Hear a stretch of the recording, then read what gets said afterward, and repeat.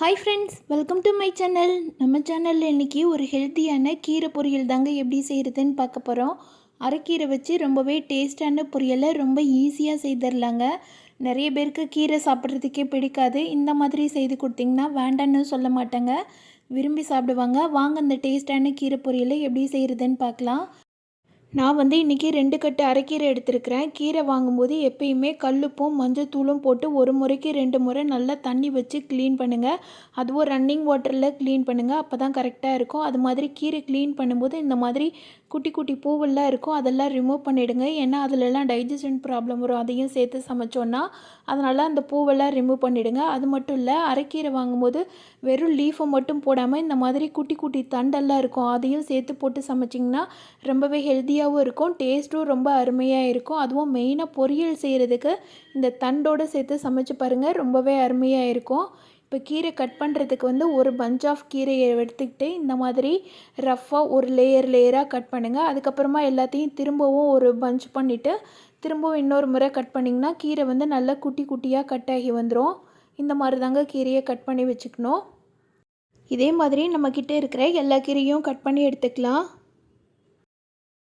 இப்போ மண்சட்டி எடுத்துக்கலாம். அதில் 1 ஸ்பூன் அளவு எண்ணெய் சேர்த்துக்கலாம். எண்ணெய் சூடானோடனே 1 ஸ்பூன் அளவு கடுகு உளுந்த பருப்பு போட்டு பொரிய விட்டுடலாம். கடுகு பொரிஞ்சிட்டே இருக்கும்போது 1 ஸ்பூன் அளவு சீரகம் சேர்த்துக்கோங்க. சீரகம் பொரிஞ்சோடனே காரத்துக்கு காஞ்ச மிளகா ஒரு 2-3 காஞ்ச மிளகாவை கில்லாமல் முழுசாக சேர்த்துருக்குறேன்.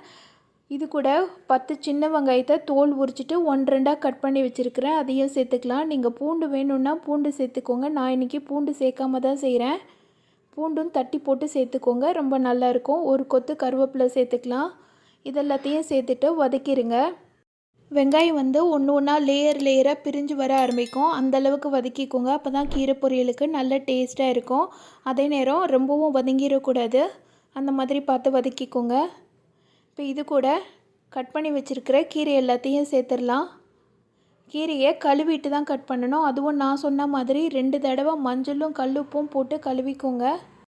கீரை வேகிறதுக்கு கொஞ்சமாக தண்ணியை ஸ்பார்க்கிள் பண்ணிக்கலாம். தண்ணி ஊற்றி வேக வைக்கக்கூடாதுங்க. எப்பயுமே கீரைக்கு லைட்டாக தண்ணி தெளித்து விட்டு தான் வேக வைக்கணும். அப்போ தான் கீரை ரொம்ப குக்காகாமல் இருக்கும்.